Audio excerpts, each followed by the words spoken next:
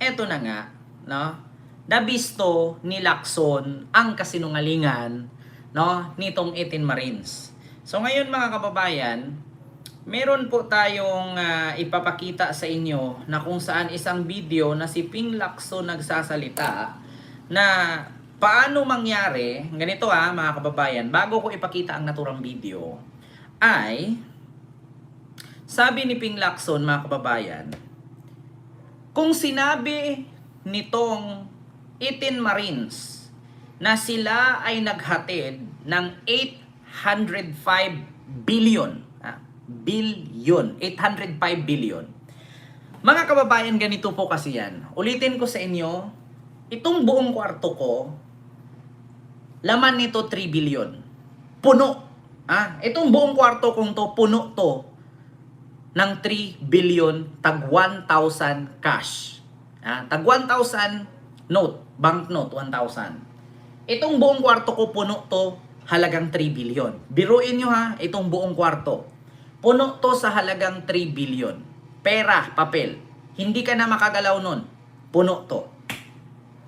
Ngayon mga kababayan, dito sa pananaliksik at pag-aaral ni Ping Lacson, alam naman natin na si Ping Lacson mga kababayan ay magaling pagdating sa taktika nitong pag-iimbestiga at paghimay-himay sa mga detalye. Mama Jur dahil po kay Ma'am Ami Cambililo po. So, paano daw nangyari na 805 billion ay kaya nilang i-deliver sa loob lamang ng 2 taon? Paano daw kayaning ubusin i-deliver ang 805 billion na kung tutuusin araw-araw silang magbibilang, araw-araw silang magre-repack, halos 5 taon bago nila maubos itong i-deliver. Kung puro cash, maliban na lang kung cheque. Ang problema nga, cash nga. So, aabot daw ito ng halos 5 taon na pagbilang, pagbalot, paglagay sa maleta, pagdi-deliver, sa sobrang daming pera, mga kababayan. Biruin nyo 800 billion. Ang 1 billion, singlapad na yan ng Mustang sports car. 1 billion, singlaki na yan ng Mustang. Yung sasakyan ko dito, sa baba. Singlaki yan ng Mustang. Ang Mustang po mga kababayan, 1 Dipaco at kalahating metro, no? Kumbaga ano siya 4 meters siya, kung tutuusin, 4 meters. 4 meters ang haba ng Mustang at ang lapad niya ay 2 meters. 4x2 ang Mustang, mga kababayan. So, ang 1 billion kasi na cash, ano yan 4 feet ang taas, basta kwadrado yan, 4 feet kwadrado. 4x4. O, sabihin natin 4x4 na siya ang laki. So, paano mangyari yon na 800 ka 4x4? Ganyan kadaming pera at ganyan kalaki. Paano nila bibilangin yan isa-isa? O, sabihin natin 18 silang magbibilang. Or 2 babae lang ang pinakita nila doong nagbibilang. Sabihin natin meron silang counting machine. Counting machine yan, magbibilang. Mga kababayan, sige sabihin natin araw-araw may nagbibilang. Araw-araw may nagre-repack, araw-araw may nagdi-deliver. Hindi nila, mga kababayan, basta-basta maubos yan sa loob ng 2 taon lang na pagdi-deliver. Napakadaming pera po niyan. 800 billion, biruin nyo 800 ka tag 1 billion. 805 ka tag 1 billion. Ang 1 billion, 1 Fortuner ang laki niyan. 1 billion, sing laki ng 1 Fortuner. Sa 1 billion pa lang, mapapagod ka na kakabilang. Diyos ko, sa 10 milyon nga lang sa money counting machine, mapapagod ka na sa sakit ng ulo mo Sa 10 milyon Kasi tag 100,000 yun Biruin nyo tag 100,000 isang tali na tag 1,000. Bibilangin mo yun, 100. Ito, 100. Ang 1 milyon, isang bundle ng 1 milyon, equivalent to 1 kilo. Mga kababayan. 1 kilo ang bigat ng 1 milyon na tag 1,000, tag 100,000 per tali. Per bundle, 100,000. Yung 10 ganyan, 1 kilo yan. Ganyan kabigat. Ngayon mga kababayan, doon pa nga lang sa tag 100,000, sa sakit na yung ulo mo magbilang. Sa 1 million. Paano pa yung 10 milyon? Oh, sige nga. Ilang tag 100,000 yun sa 10 milyon? Oh, 10 na sa 1 million eh. 'Di ba? Isang daang tag 100,000 yung 10 million. Mga kababayan, biruin mo yan sa sakit ng ulo mo. Sa bangko nga lang, Diyos ko. Ako pa lulukohin nila. Sinong accountant dyan hindi sa sakit ang ulo? Sa tag 100,000 pa nga lang, sa sakit na yung ulo mo eh. 'Di ba? Kahit sabihin mo maraming teller yan, sa sakit ulo mo. Ngayon mga kababayan, ito ang binisto ni Ping Lacson. Pakinggan ninyo mga kababayan. Ito, lakasan natin. Volume. 1 million pesos approximately weighs 1 kilogram. This means that the two executive assistants of Saldico, assisted by 18 ex-military personnel and other unnamed personalities, received, unloaded, repacked, and reloaded and moved 805,000 kilogram or 805 metric tons in paper bills over a certain period of time. And this does not include yet the weight of the packages themselves. We need to add around 53,600 kilograms or 53.6 metric tons, representing the combined weight of at least 13,400 large empty maletas or suitcases to accommodate 805 billion pesos, with the assumption each was made of soft-sided nylon or polyester materials, each weighing around 4 kilograms. Suppose that the executive assistants or trusted personnel of Saldico, Marticsay, and Paul Strada process 500 million pesos a day, working 24/7, 365 days a year, including unloading, counting, repacking, loading, and delivering the money. This would take 5.5 years or mid-2028. Hindi pa sila tapos mag-deliver hanggang ngayon, Mr. President. 1 million pesos approximately weighs 1 kilogram. This means that the two executive assistants of Saldico Biruin nyo, mga kababayan, sa pinakita nila doon sa picture, 2 babae lang ang nagbibilang. 18 Marines ang nagdi-deliver. So kung 2 babae lang ang nagbibilang, yung nagbibilang, yun yung magre-repack. Yung magre-repack, yun yung maglagay sa maleta. Paano nila matatapos yung 800 billion pesos na yan sa loob lang ng 2 taon? Sige, sabihin natin, bukod sa nagbibilang, may 2 nagre-repack. Mga kababayan, biruin nyo yun. Magbibilang ka, 100,000. Isang oras mong kakabilang, mahihilo ka nun. Imposibleng di ka magpapahinga. Sabihin natin 24/7 kang nagbibilang, 2 lang kayo. Saan nila kaya nga tama ang sabi ni DILG Secretary Jun Vic Rimulya na ang ilalim ng bahay ni Saldico, instead of sasakyan ang ilagay, 5 palapag, puro pera. 5 palapag, puro pera. Paano hindi maging 5 palapag, puro pera kung 800 billion ba naman? 'Di ba? Pero ang problema mga kababayan, matatapos kaya nila sa 2 taon bibilangin yung 805 tons? 805,000 tons. Or 805 tons ba? Di ko alam mga kababayan kung equivalent ba ng 1 tons is 1,000 kilos? Equivalent ba ng 1 billion? Kasi sa 1 million is 1 kilo. So sa 1 billion, 1,000 kilo, 1 tons yan. No? Correct me if I'm wrong. Di ba sa isang tonelada, 1,000 kilo? Correct me if I'm wrong sa pagbilangan, sa bigat. And 1 tons is equivalent to 1,000 kilos.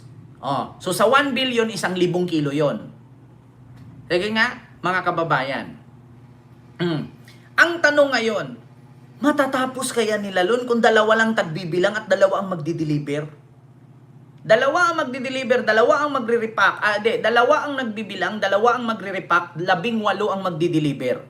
Paano nila tapusin yan sa loob ng 2 taon? Ang sabi nga ni Ping Lacson, matatapos lang nila ito Lahat-lahat ang 805 billion. 1 million pesos approximately weighs 1 kilogram. This means that the two executive assistants of Saldico, assisted by 18 ex-military personnel and other unnamed personalities, received, unloaded, repacked, and reloaded and moved 805,000 kilogram or 805 metric tons in paper bills over a Metric certain tons yan, period of time. And this does not include yet the weight of the packages themselves. We need to add around 53,600 kilograms or 53.6 metric tons, representing the combined weight of at least 13,400 large empty maletas or suitcases to accommodate 805 billion pesos, with the assumption each was made of soft-sided nylon or polyester materials, each weighing around 4 kilograms.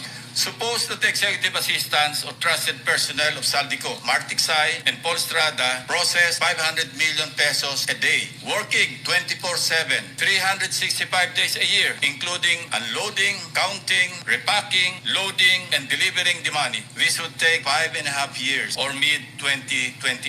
Hindi pa sila... Di ba? 5.5 years bago nila matapos itong i-deliver. So, pagdating hanggang 2028, di pa rin sila tapos niyan magbilang. Kahit sabihin mong mag-hire ka, yung 18 taga-deliver, nagbibilang din. Mga kababayan, hindi pa rin sila matatapos dun. Ulitin ko sa inyo yung 10 milyon ang sakit na sa ulo bilangin. Kahit sabihin mo may money counter ka, minsan ang counting machine, pag nag-overheat yan, didikit-dikit ang pera niyan. Uulitin mo yun. Bilang mo ulit, sa sakit ulo mo niyan. Maniwala ka sa akin mga kababayan, yung 10 milyon, biruin nyo sa 1 milyon, 10 tag 100,000, 10 tali, 10 bundle. Sa 10 milyon, ilang? 100 bundle yun. Sa sakit talaga ulo mo, bawat 100,000, bibilangin mo yun tas tali. Another 100,000, tik, tik, tik, tik, tik, tik, tali. Tapos gano'n, tik, tik, tik, tik, tik, tik, tali. Sa sakit ulo mo yun. Maniwala ka sa akin mga kababayan, 100 bundle, tag 100,000 ang 10 milyon. Ang sabi nga nila, 53 million daw bawat isang maleta. 56 pa nga Di ba? Biruin nyo mga kababayan.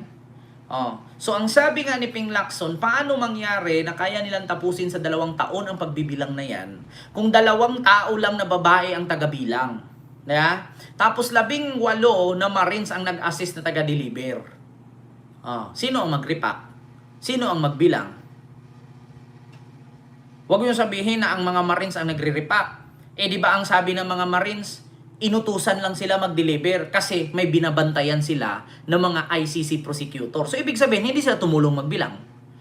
Paano nila sabihin, kami din po nagbilang kami, tumulong kami nagbilang. So, paano nyo binabantayan yung ICC prosecutor na sabi ninyo, sinusundan-sundan ninyo?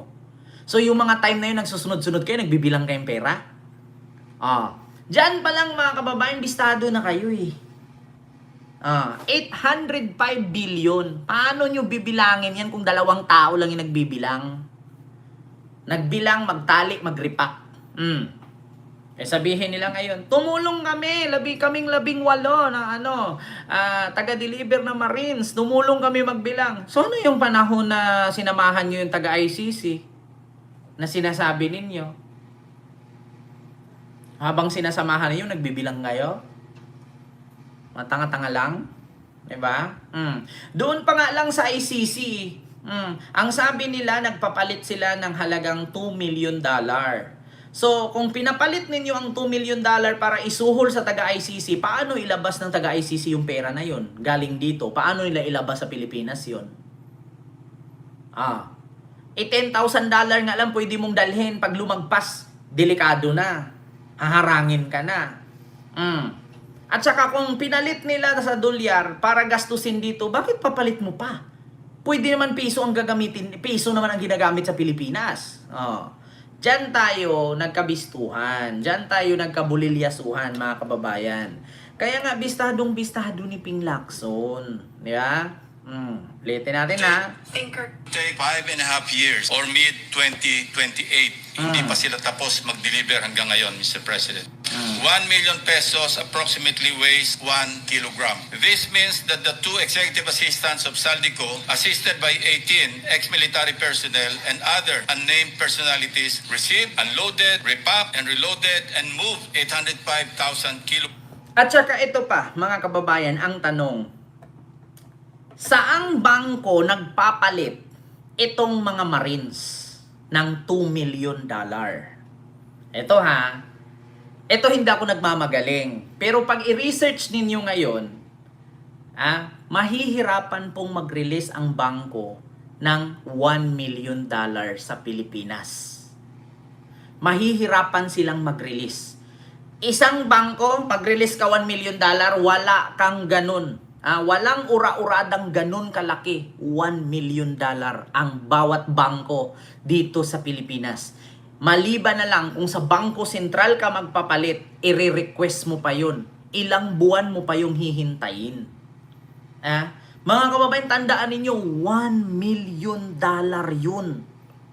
Mahihirapan ang bangko ng Pilipinas kahit sa ang bangko sa Metro Manila. Magpapalit ka ngayon ng $1 million cash. Mahihirapan ang bangko maglabas ng ganun. Ang tanong, saang bangko? Sabihin natin Land Bank. Bakit hindi natin subukang kalkalin? Ang Land Bank kung nag-release sila ng ganyan kalaking pera. Sabihin natin BPI, sabihin natin Metro Bank, sabihin natin BDO. Kahit sa ang bangko sa Pilipinas hindi mag-release ng ganyan kalaking pera. Nagpapalit ang security, nagpapalit ang Marines. Nagpapalit Marines, tandaan ninyo, Marines ang nagpapalit. Ngayon mga kababayan, hindi basta-basta ang bangko magpalit ng ganyang $1 or $2 million kung ang magpapalit ay hindi VIP client. Ang sabi kasi nila, yung Marines ang nagpapalit.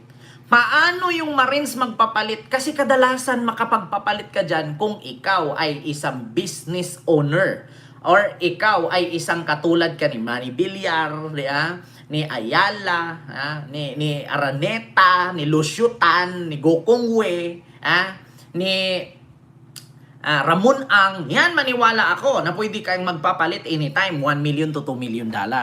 Pero mga kababayan, kung ikaw ay hindi naman kilala at utusan lang, makakapagpapalit kang ganun kalaki. Tanga lang ang maniniwala doon. Sige, tanungin ko kayo mga kababayan. Bigyan nyo ako ng 56 million. Papalitan ko into dollar. Tignan natin kung papayag ang bangko. Wala naman sigurong pinagkaiba sa akin. Ang Marines na taga-deliver sa akin, isang ordinaryong Pilipino. Questionin ka, Marines ka. Sir, ano pong occupation mo? Bakit ka nagkaroon ng ganito kalaking pera? Paano ka nakapagpapalit ng ganito? Hindi naman pwede sabihin, inutusan kami ni Saldico magpalit ka ng perang ganyan. Saang bangko yan? Kasi pwede namang imbestigahan yan. Ito, utos ni Saldico, dalhin mo, palitan nila ng 1 million yan. Anong bangko na pinalitan yan? Di ba? Tatanungin ka saan galing, bakit may ganito kakalaking pera at bakit ka magpapalit ng dollar?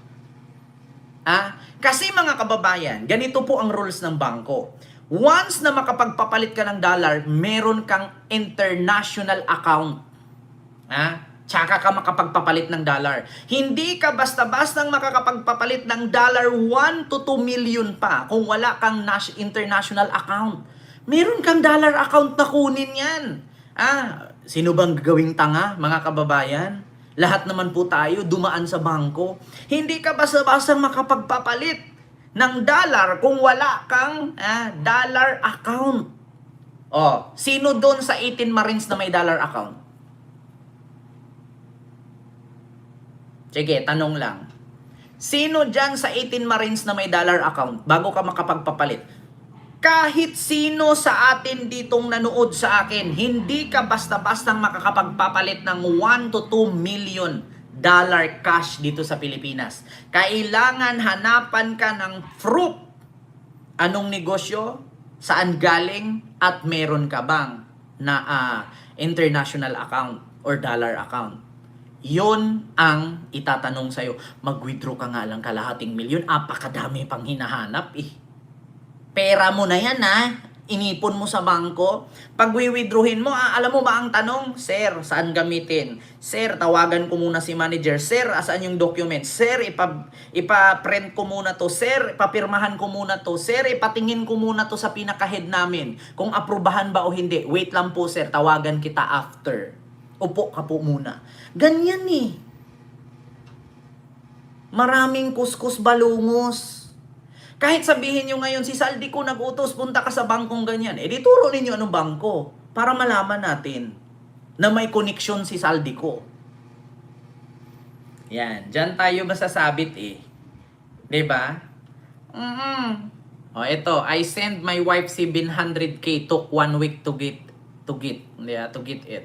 Sabi ni Sir Jun Morales, diba? Magpadala ka nga lang ng 100,000 sa Western Union, ibablock ka na eh. Sino bang gagawin tanga? Sige, subukan nyo magpadala ngayon. Western Union, 100,000 kung hindi ka i-block.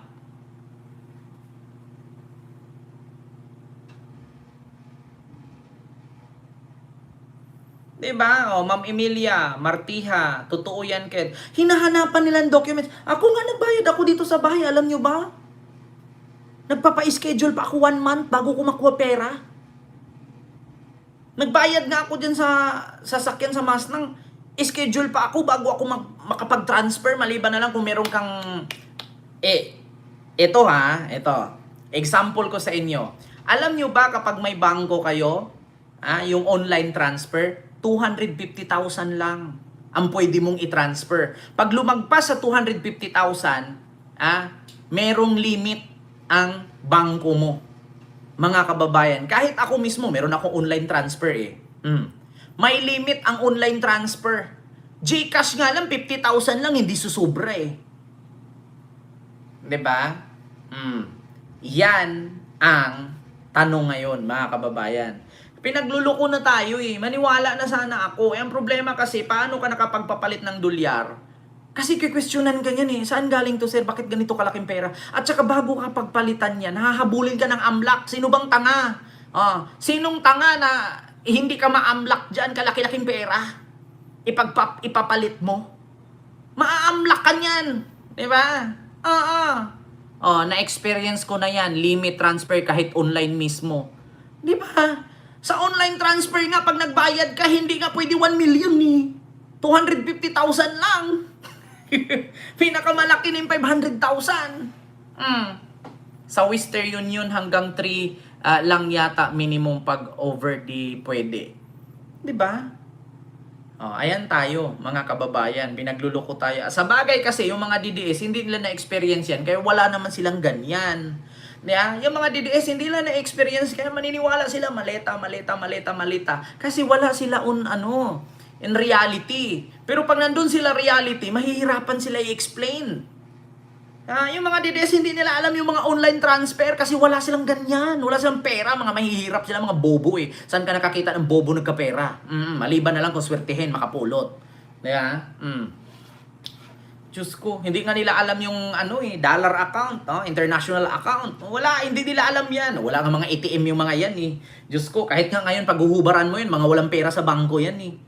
Ay nako, kaya yung mga DDS, konting kwento lang maniniwala. Kaya nga, pag nag-post ka nga na sa TikTok or sa Facebook na sa Reels mo na nakauwi si Digong, putang ina. Thank you Lord, salamat Lord. Salamat Lord, ganyan Lord. Nakauwi si Tatay Digong. Ending, lumang video. Yes, amlak 50k limit sa GCash, di ba? Totoo yan mga kababayan. Sino pinagluloko nila? 1 million dollar, hindi ka habulin amlak niyan, questionin ka niyan, baka i-hold ka pa ng bangko eh.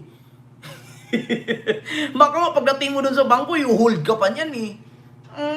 Ay sabihin mong Marines ka, tapos pag tinanong ka, Marines ka, security ka ni Saldico. Ngayon ang tanong, saang bangko yan? Sa bagay, lalabas naman sila sa Senado, di ba? Doon natin malalaman yan sa Senado kung lahat ba ng isagot nila ay accurate. Kasi pag hindi tama ang kanilang isasagot, makukontempt yan sila, mga kababayan, tandaan ninyo. Itong 18 Marines, papupuntahin yan sila sa Senado. Doon yan sila magsalita, ititestimony nila, ibubulgar nila kung ano ang kanilang nalalaman. Pagdating sa Senado, pag hindi accurate ang kanilang sinasabi, makukontempt yan sila. Maniwala kayo sa akin mga kababayan. Ang tanong ngayon, sisipot kaya lahat yan. Kasi kapag hindi nag-match yung kanilang sinasabi mga kababayan at yung kanilang mga statement